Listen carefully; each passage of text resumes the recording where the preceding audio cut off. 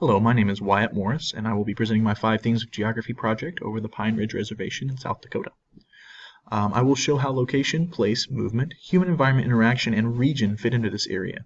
This place is near and dear to my heart, and I've spent a total of 5 months on the reservation. And so today, just sit back, relax as we go through the 5 Themes of Geography. This first slide that I have here is just a map of the Pine Ridge Reservation, as it encompasses this area right in through here of South Dakota, kind of in the southwestern region of the state. Right there's Pine Ridge. And we're going to move on to location now. So location can be exactly where something is located on the globe. That is an exact location, like longitude and latitude. The other type of location is relative location, where something is at relative to another place. So the exact location of the reservation is at a latitude of 43.320, and the longitude is negative 102.0868, and that is the exact location. The relative location is about 70 miles southeast of Rapid City, South Dakota. The next theme that we're going to be looking at is place. And place is a description of a location. So it can have both natural formed characteristics and human-made characteristics. And this reservation has a really good mixture of both, and I will be highlighting 10 places on the reservation. The first one is the Badlands National Park. According to nationalparks.org, it is 240,000 acres, and 64,000 of those acres are designated wilderness.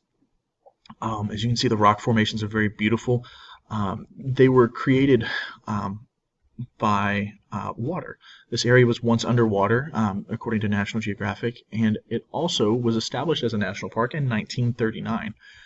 This next map here is the same map from before, and this part, the northwestern part of this corner, is where the Badlands is located on the reservation. And as you can see, it kind of extends further up here, but only about half of it is on the reservation, but still a good chunk of that is there. I really encourage you to go and visit this awesome place. It's very beautiful and a good place to take your family to go explore and to sightsee. The next part is still part of the Badlands National Park, but it's just a little bit of a different section. It is called Red Shirt Table Overlook. Very, very beautiful, as you can well see. Again, still made by the water formations, still made by water. And of course, it's one of my favorite places, as you can well see. This little pinpoint I have here, this exact location, is one where I took the pictures that you saw beforehand, and 2, you will have some people that live on the reservation. They will sit there and sell native jewelry, dream catchers, sage, paintings, things like that. A very beautiful place and a very beautiful people.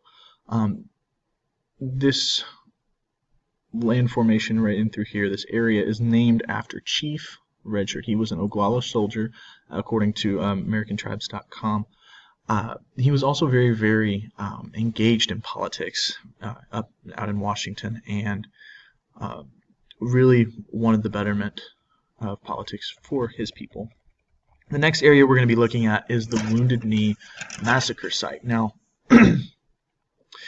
this is a memorial, a very sacred place for the Lakota people. It's a reminder of the tragedy of the Wounded Knee Massacre. On December 29, 1890, there was a weapon misfired and a little bit of a struggle, and when some U.S. Army soldiers were there, they opened fired into the camp of Lakota people and killed 150 to 300 Lakota people. And after all of the dust settled, the U.S. Army buried the Lakota natives in that cemetery that you saw a picture of in the last slide, which is right up here. Just a very, very tragic atrocity that happened, and it broke the last remaining trust that the Lakota people had um, with the U.S. government, and it's very well understood that and understandable, excuse me, that that would do that. And if you plan to visit this area, I would encourage you to be respectful as you can of these grounds, because it is very sacred to these people. The next place we're going to be looking at is Red Cloud School. It's a private Catholic school, and it's been in session for over 125 years. That's really awesome. It was founded by Franciscan sisters and Jesuits, and they were given permission by Chief Red Cloud, who the school is named after, to build this school here. This Chief Red Cloud, if you can see this sign that I have here on this slide, tells of Chief Red Cloud's accomplishments on the battlefield, but when I was there, they were also talking about his political influence in Washington as well. So he was, again, a statesman for his people, and on the battlefield and in the political arena. They also have a chapel here, and it's very beautiful on the outside, and as you can see over on the left-hand side of the screen, there is, on the inside, stained glass windows that are really geared toward the Lakota culture, and it's so beautiful, so beautiful. The next place that we're going to be looking at is Pine Ridge, and it's a very popular place. I've been here a few times, and a couple of places I want to highlight is Big Bats, which is a convenience store, and it's very busy, has a deli inside. A lot of people usually visit there. And then the Powwow Grounds, which is the biggest powwow on the reservation, where this is where it's held. It's Oglala Lakota Nation Powwow. It's very big. It's got about a total of 3,308 people, but this was also of the 2010 census, so I'm sure it's more than that by now. Again, this is where the biggest powwow on the reservation takes place. It has dancers from both Pine Ridge and Rosebud reservations.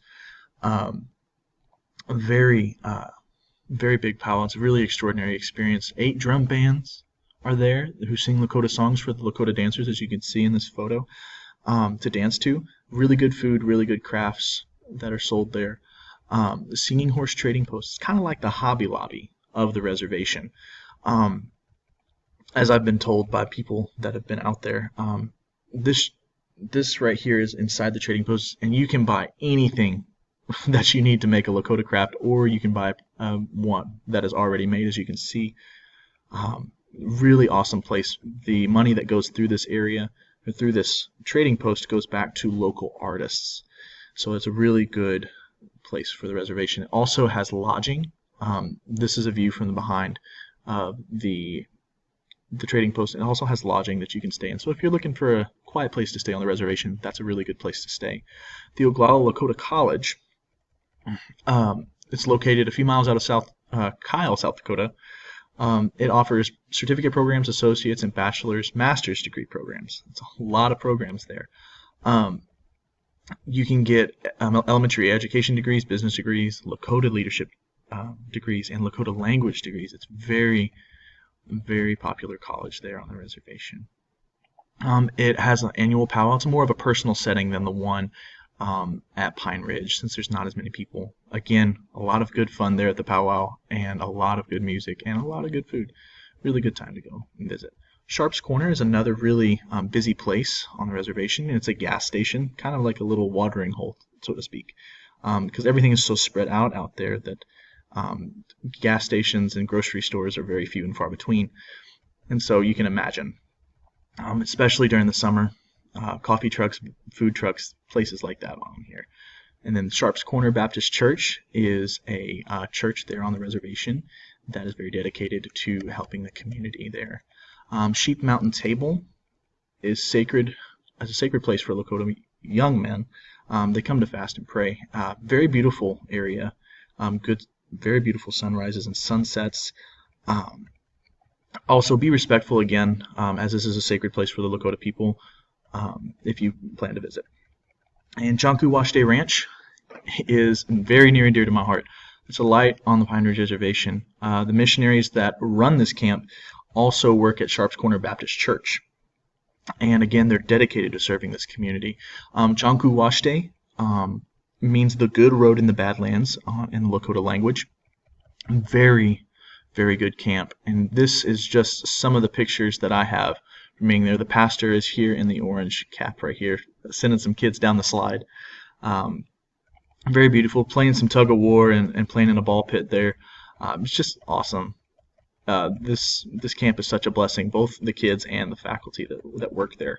Movement. So movement is the next geographic theme that we're going to be looking at. So it's a movement of people, of goods, money, or even ideas. And the reservation has a good example of that. People drive 70 miles both ways to Rapid City to work. Not everybody, but some. And it's a classic example of movement. Also goods such as jewelry, as you can see here, the buffalo tooth necklace. Just all of this is very common on the reservation, and the money that goes through that is made more and more crafts and things like that go on. So again, a good example of movement. Also, Seeing Horse Trading Post, as we saw earlier, is a big supplier to people that make the native jewelry. Human-environment interaction. So this theme of geography is where the environment can interact with humans, but also the humans interacting with the environment. So it goes both ways here. A good example of human environment, so the humans affecting the environment, is with sage. In the Lakota culture, everything is sacred, and sage is one of their most sacred plants. And in order to respect this plant, they cut it in such a way that it will grow back once they harvest it, so it doesn't die out. The next one is the environment interacting with humans. So as you can see, this picture here is nice and sunny on one side, but the other side is really dark and gloomy. The thunderstorms out here can be really severe, and in the wintertime, the snow, as you can see here, can get to be 8 to 10 foot plus snow drifts. This is a picture from one of the missionaries' front porches, and it is literally, this porch that you see is about 4 foot off the ground, and then as you can see, the snowdrift is rising well above that snowdrift. So it goes really both ways here. This cold, it gets negative 40 degrees. And sometimes during the winter, so it can damage livestock, kill livestock, and I've heard of people actually passing away due to such cold temperatures.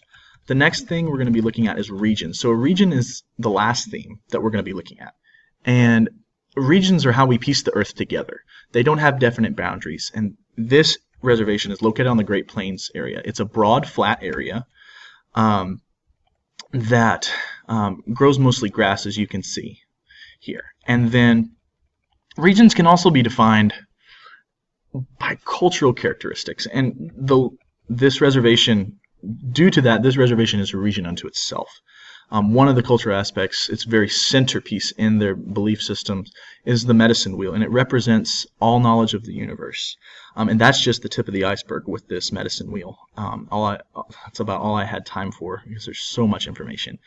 The second cultural aspect is the sun dance. This is a practice that's been going on for generations.